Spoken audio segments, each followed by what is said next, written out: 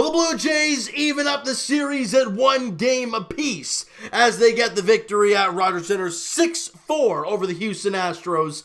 And it was a great ball game, some big hits by the Blue Jays, and some massive, massive outs in big situations. We'll get to them in a little bit here. And it starts all the way in the first inning, all right, where Clay Buchholz on the mound gives up a sacrifice fly in the first inning, and the Jays are down 1-0 early. And we're like, that's not very good.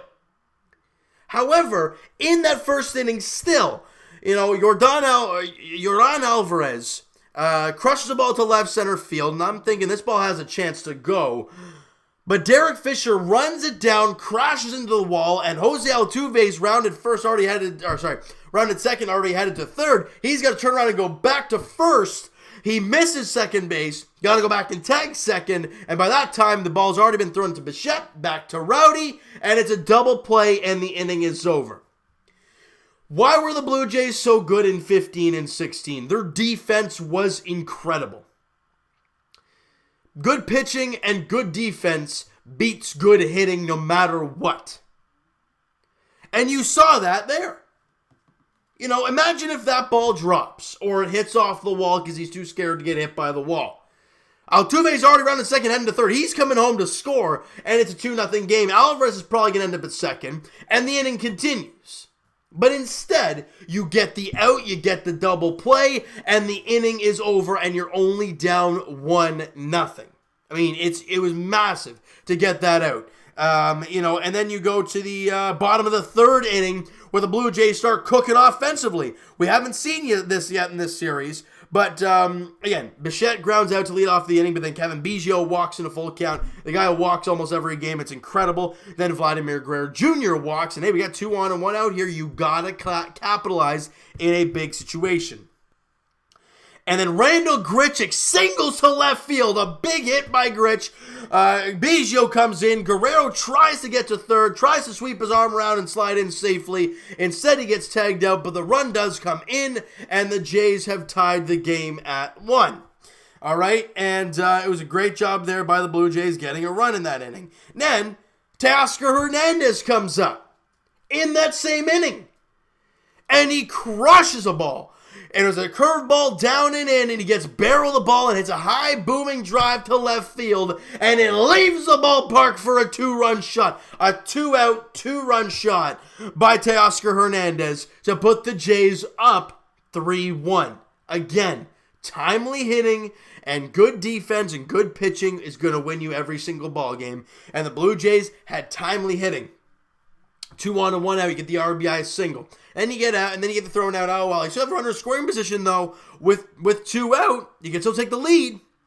And Hernandez hits a 2-run shot to give the Jays the lead. To give the Jays the lead in that time. And that's huge. Because from there, the Jays didn't look back. You go to the next inning, the bottom of the 4th, with Bichette on. Kevin Biggio comes up and gets a changeup over the middle of the plate and doesn't miss it. That right there is the key. He does not miss it, and he crushes a high booming drive again to right field, and it's gone. 2-run shot from Kevin Biggio to add to the Jays' lead. It's now a 5-1 Jays lead. Feeling great. Top of the 6th, Yuli Gurriel comes up, and he hits a 2-run double, and just like that, it's a 5-3 game, and we're like, okay, this is kind of getting scary now. Let's see if we can get in the offense back in the next half inning with Bichette on again. Kevin Biggio at the plate again. And the crazy thing about this play, they bring in Joe Smith, former Blue Jay Joe Smith, the sidearm submarine right-hander, to face Kevin Biggio. And they talked to him after the game, and they said, hey, what were you going up there looking for? Well, he's like, he likes to go backdoor slider. What did he rip for an RBI double? A backdoor slider, and he rips it over the into the right field. I guess it was deep enough. It was probably over the right fielder's head, but it was kind of down the right field line as well. In that range, you guys know what I mean. And Bichette comes in to score, and that one of those 2 runs that Yuli Gurriel had RBIs on, one just got put back up for the Blue Jays. It is now a 6-3 lead. Good stuff there. Top of the 7th, Derek Law comes on and has an awful time.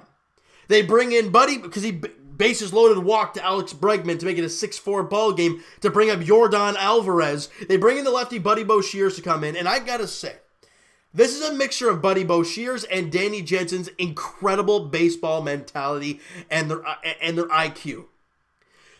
Yordan Alvarez comes up, and he sees 3 straight curveballs, and the third one was a foul, and it was hit pretty well. So, what do you throw up after that? A fastball. It just misses outside.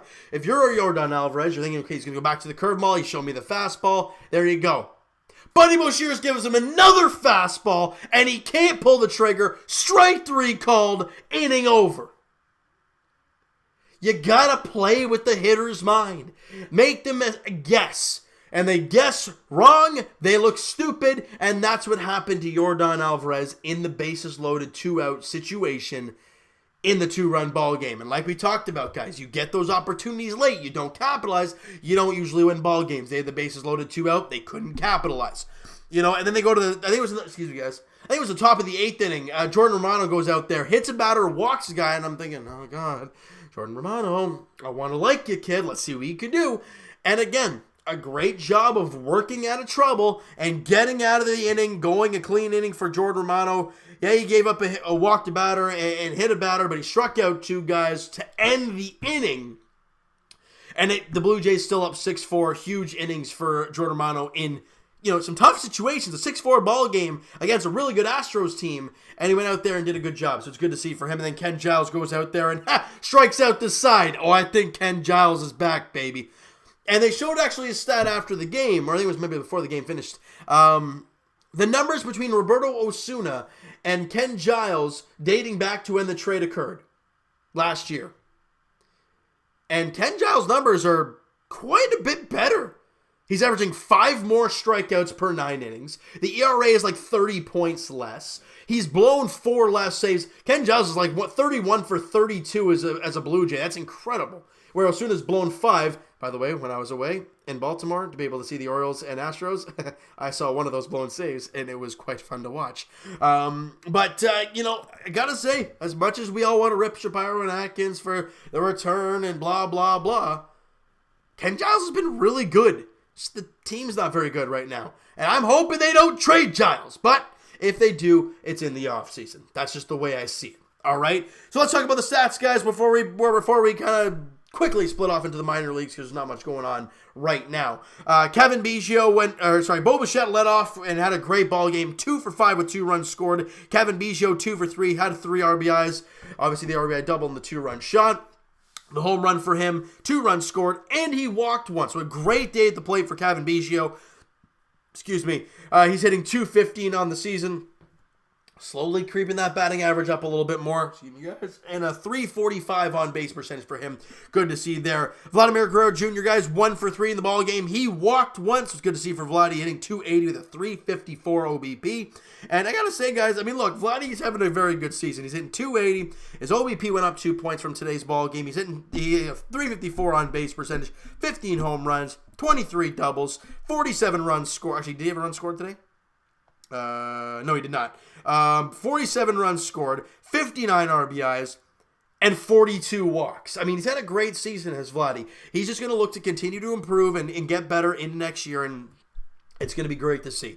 All right, Randall Grichuk 1 for 4 and had that big RBI there in the bottom of the 2nd inning to put the Blue Jays back in the ball game, tying the game at 1 apiece. Hernandez went 1 for 4 in the ball game in that same inning, hitting the 2-run shot. Good to see for him.